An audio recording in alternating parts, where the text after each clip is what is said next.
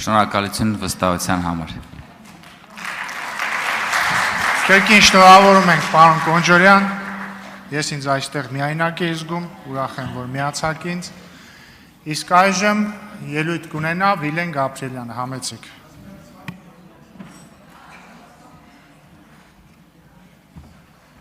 Շնորհակալություն ազգային ժողովի մեծարգո նախագահ, հարգելի գործընկերներ, ես իրականում նախասիրություն չունեմ նմանատիպ ելույթների, բայց այնուամենայնիվ վերջին երկու իրադարձությունների շրջանակում եւ ավելի շատ մթնոլորտի կոնտեքստում մի քանի հատ արձանագրում պետք է անեմ եւ այդ թվում մի քանի հատ ընդդիմադիր գործընկերոջը, կարամ ասեմ, հակադարձեմ որոշակի առումով։ Նախ եւ առաջ պետք է ասեմ, որ ինձ մթնոլորտը բավականին հուսադրում է եւ հարգելի գործընկերներ, ես ձեզ վստահեցնում եմ, որ այս մթնոլորտը ոչ ձեզ ավնած, ոչ մեզ ավնած, ոչ ձեզ է օգուտ, ոչ մեզ է օգուտ, այլ օգուտ է բացառապես Հայաստանի Հանրապետության քաղաքացիների համար։ Ես պարոն Կարապետյանի ելույթն եմ երեք լսել եւ այդ ելույթն է ինձ բավականին տենց հուսադրող է, բայց ես այնուամենայնիվ կարծում եմ, որ այս ելույթների շրջանակում մենք իհարկե իրար հետ կաշխատենք եւ կգանք կհասնենք բովանդակային այն մասին, երբ որ մենք օրինակ պետք է հնարավորինս ավելի ստույգ խոսենք, պարոն Կարապետյան։ Մասնավորապես օրինակ ես ուշադրություն եմ դարձրել ձեր խոսքին կապված սեփականության անշարժ գույքի եւ հողերի հետ կապված օրենսդրական շրջանակում ես ձեզ մի երկու բան ասեմ եւ տեղեկատվություն տամ։ Կապված Թուրքիայի հետ դուք օրինակ ասում եք, որ Թուրքիայում 10 օրից ավել Հայաստանի Հանրապետության քաղաքացիներին այդ ես ուշադիր լսել եմ, պարոն Կարապետյան, հետո կլսեք։ Թուրքիայում գործում է ռեժիմ, վիզայի ռեժիմ բոլոր օտարերկրյա քաղաքացիների համար եւ մուտքը ելքը ազատ է եւ բոլորի համար հիմնականում վիզան տրվում է 30 օրով, եթե չեմ սխալվում, մաքսիմում 90 օր մինչև 100 տարվա ընթացքում 150 օրվա շրջանակում։ Չեմ ասում, որ դուք սխալ եք ասում, բայց ասում եմ մենք հենց դրա համար եմ ասում, մենք գործընթացի ընթացքում կգանք կհասնենք դրան, որ սկսենք ավելի ստույգ, կնայեմ, ավելի ստույգ խոսել։ Ինչ վերաբերվում է օտարերկրյա քաղաքացիների գույքի, անշարժ գույքի եւ մասնավորապես այդ թվում նաեւ հողի մասով, այո, Թուրքիայի Հանրապետությունում գործում է արգելք, բայց այդ արգելքը օրենքով չի սահմանված, Թուրքիայի Հանրապետությունում կա նախագահի հատուկ հրաման, որում կա շրջանակ, որ որոշ երկրների քաղաքացիներին չի կարելի գույք ունենալ, սեփականություն ունենալ եւ հող ունենալ, բայց օրենքի դաշտում շատ կարեւոր է, էլի պրակտիկորեն, այդ դաշտը ազատ է։ Դա ենթաօրենսդրական ակտերով է սահմանվում։ Ինչու համար եմ սրա վրա շեշտադրություն դնում, որտեղ իրականում երբ որ ես 8-րդ գումարման ազգային ժողովի падգամավոր էի, ես մեր սահմանադրության մեջ եւ այդ թվում հողի մասին օրենքում այդ որոշակի խնդրահարույց մասը տեսել եմ իրականում, որտեղ մեր սահմանադրությունը ասում է արգելվում է, եթե օրենքով այլ բան սահմանված չէ, հողի մասին օրենքի, եթե չեմ սխալվում, 4-րդ հոդվածի 3-րդ կետը եւ 3.1 կետը, որոշակի ես իմ համար հակասություն եմ տեսել, ինչի վերաբերյալ նաեւ կազմել եմ օրենքի նախագիծ, որը որ բան կանի, ոնց որ ասած, որոշակի սահմանափակումներ կդնի կամ հստակություն կմտցնի, երևի տենց ասեմ ավելի շատ, այդ թվում նաեւ հաշվի առնելով որոշակի ազգային անվտանգության հարցերը, ես դա այն ժամանակ աշխատանքային շրջանառության մեջ եմ դրել, կառավարության գործընկերների հետ որոշ մասի հետ, ոնց որ ասած, պարզ ասեմ, լեզու գտել ենք եւ կար կոնսենսուս դրա շուրջ, որոշ գործընկերների հետ, որոնք որ հենց գույքով են զբաղվում եւ սեփականության իրավունքով մի քիչ խնդիրներ կար, բայց այնպես չէ, որ կառավարությունում ձեր այդ մի քիչ իհարկե ասեմ, պոպուլիստական կոչված օրենքը բովանդակային մասով բան է, էլի ոնց որ տենց արգելք կա, դա աշխատանքային process է, կգանք եւ կաշխատենք եւ իրականում սահմանադրության մեջ էլ այդ խնդիր կա։ Օրինակ, երբ որ մենք ասում ենք սահմանադրության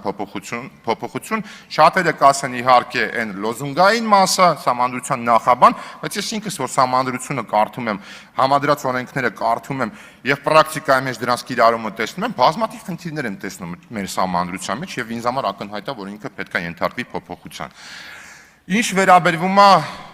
հայտնի 300,000 ադրբեջանցիների, դուք իհարկե որպես մեխանիզմ եք ներկայացրել դրա զսպման, որ ակնկալում եք, որ կգա, երբ որ իմ գործընկերները ասում են, որ նախընտրական շրջանում դա հոգեբանական հարձակում է եղել, դա իսկապես այդպես է եղել, առավել ևս, որ ձեր քաղաքական ուժի լոգոյի ներքո է եղել։ Դա խնդիր է, էլի։ Ես ունա գնացել եմ ատոմնաբուժի, դե ատոմնաբուժի մոտ ինձ էլ ոչինչ էլի, ես տենց թեթև կտանեմ, էլի, բայց փաստացի մենք դուք ձեր զավակների վրա եք հոգեբանական ազդեցություն գործել դրանով, էլի։ Այդ մասին չեմ անդառնում, բայց այնուամենայնիվ, ելի եմ ասում, ես մեխանիզմը ձեր ասած ընդունում եմ, դա քննարկել է, իհարկե, դա ինչու, առավելևս որ տարածաշրջանում կան օրինակներ, երբ որ արտաքին կապիտալը որ գալի մտնում է ինչ-որ մի երկիր, սկսում է ավելի շատ ազդեցություն գործել, դա բնական բան է, բնական երևույթ է։ Ինչ վերաբերում է Ադրբեջանում հայտնի կազմակերպության վերաբերյալ, որը որ դուք բարձրաձայնում եք։ Շատ լավ է, որ դուք գալիս եք ազգային ժողովի այս ամբիոնից, դա բարձրաձայնում եք եւ ասում եք, որ այդ կազմակերպությունը խնդիր է ստեղծում, որովհետեւ դա մեր, կարամ ասել, պաշտոնական Երևանի ասելիքն է, որ ձեր մատնանշած կազմակերպության մասին, երբ որ մենք Ադրբեջանի Հանրապետությունից ասելիք ենք լսում, դա խաղաղության գործընթացի ամրապնդմանը ոչինչով չի նպաստում, բացարձակապես ոչինչով եւ դրա մասին բազմիցս խոսվում է եւ կարծում եմ դեռ ապագայում կխոսենք դրա վերաբերյալ, բայց այնուամենայնիվ փաստացի, երբ որ մենք այստեղից դա բարձրաձայնում ենք եւ դուք եք դա բարձրաձայնում, ես էլ եմ ձեզ ասում, դուք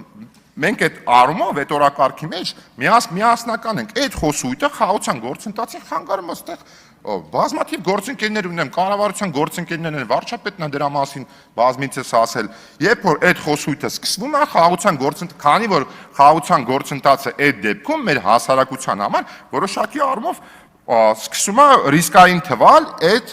ենթադրյալ իրավունքի շրջանակում, որը որ բարձրաձայնվում է։ Շատ չերկարացնեմ, ես այսքան ժամանակ իհարկե պարոն Լևոն Քոչարյանին գայթակղությունը միշտ մեծ ա եղել իրան անդրադառնալու, բայց միշտ ինձ որոշակի առումով զսպել եմ։ Բայց այսօր մի հատ, չգիտեմ, ճիշտ կլինի ասել, որ ինձ համար կամ իմ հետ մի հատ հայրեն, չգիտեմ, էլ ճիշտ կլինի ասել, որ դարակազմիկ մտքի վրա եմ ինձ բռնել մի հատ, երբ որ պարոն Ռուբինյանն է ելույթ ունենում եւ պարոն Քոչարյանը արձագանքում էլ հերթական անգամ արդարանալով, ցավոք սրտի ստեղ չի պարոն Քոչարյանը, բայց ոչինչ վստահ եմ կլսի կամ լսում է, ես կզարմանաք, ես մի հատ բան եմ ասելու գործընկերներ, բայց բան չանեք էլ այդ առումով։ Ես լուրջ սկսել եմ պարոն Քոչարյանի ազնվությանը հավատալ։ Անկեղծ եմ ասում, սկսել եմ հավատալ իր ազնվությանը,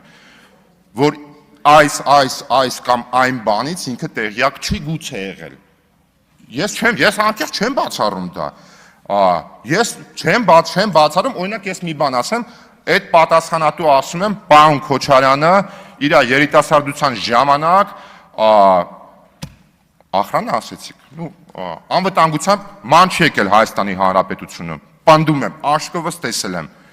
սկզբից հետո չեմ սխալում 06-ը վաֆռացել, հետո սպիտակ նիվա ունեցել, բավականին համեստ ա եղել մեծ մասամբ, հետո իհարկե ոնց որ հետո չեմ սխալում նիվեն փոխվել է Lexus-ով կամ Land Cruiser-ով, ինչը որ տրամաբանական է, կարծում եմ բոլորդ հասկանում եք, թե ինչու այդպես պետք է լիներ, բայց երբևիցե չեմ տեսել իրան անվտանգությունում։ Ինչ վերաբերում է պարոն Ալեքսանդրյան Ալֆայի դեպքին, ստեղ մի հատ նրբություն կա կարծում եմ, գուցե էլի ազնիվ է, գուցե ինքը չի կանչել Ալֆան, որպեսզի այդ գործողությունները տեղի ունենան, գուցե ինքը այդտեղից դուրս է եկել եւ Ալֆան հետո է եկել, ես անկեղծ ես հավատում եմ իր ազնվությանը, չեմ սեթևետում, կարող է խոսքից մեջ մի քիչ սարկազմ կա, որովհետեւ եթե ինչու եմ ասում գայթակղությանը միշտ դիմացել եմ, մեծ մասամբ հիմա էլ եմ դիմանում, էլի, որովհետև ես 2000 թվականից մինչև 2005 թվականը Հայաստանի Հանրապետությունում սովորել եմ համալսարանում։ Կարելի ասել այսպես կոչված ոսկա երիտասարդության, լավ, մի աստիճան տենց ներքև եմ եղել մոտավորապես։ Գրեթե բոլորին ճանաչում եմ, ստեղ ունեմ նաև ձեր մեջ հարազատ մարդիկ, որոնք կասեն, որ հա, կարա տենց բան լինի, Վիլենը կարա այդ մարդկանց ճանաչի եւ շփվի, էլի։ Այդ թվում նաև, այո, Սեթրակ Քոչարյանը եղել է հնարավորինս համեստ, ոչ մեկ չի կարա իր վերաբերյալ, տես ինչ-որ առանձնահատուկ բան ասի, էլի։ Բայց որ սկսենք խորանալ եւ գնալ այդ շղթայով, օրինակ գնանք սկսենք անդրադառնալ Միքայել Հարությունյանի որդիներին ու տենց այդ անվերջ տենց գնալու է։ Դրա համար ենք ասում, էլի, դա խնդիր է։ Եվ ամենակարևորը, ես սա չեմ ուզում ասեմ, փորձեմ պարոն Քոչարյանին բացատրել, թե ինչու նա խնդրեմը, երբ որ ինքը սկսում է խոսալ մարտի 1-ի մասին,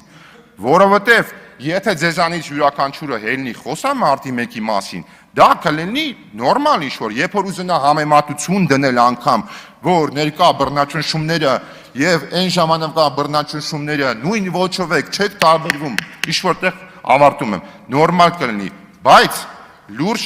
երեք կոգնիտիվ դիսոնանս լսեցի, իսկապես կոգնիտիվ դիսոնանս է էլի առաջանում, երբ որ պարոն Քոչարյանը սկսում է մարտի 1-ի մասին խոսալ, որովհետև ստեղ մարդիկ կան, որոնք կարան օրինակ մարտի 1-ը անձնական օրինակի վրա ձեզ պատմել սկսած ժամը 6:15-ից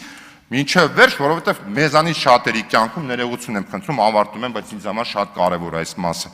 Մեզանից շատերի կյանքում մարտի 1-ը եղել է շրջադարձային կետ, որից հետո մեր կյանքը փոխվել է, եւ եթե չլինել մարտի 1-ը, մենք կուզեինք չլիներ, եւ թող բոլոր նախկիները մնային իշխանությանը ըստ երևույթի, բայց մարտի 1-ը չլիներ, որտեղ մենք այնուամենայնիվ կզբաղվենք մեր կյանքով, այլ ոչ թե կգայինք կզբաղվենք քաղաքականությամբ։ Այսքանը, շնորհակալություն։ Հաջորդ ելույթի համար Գեղամ Մանուկյան, պատգամավոր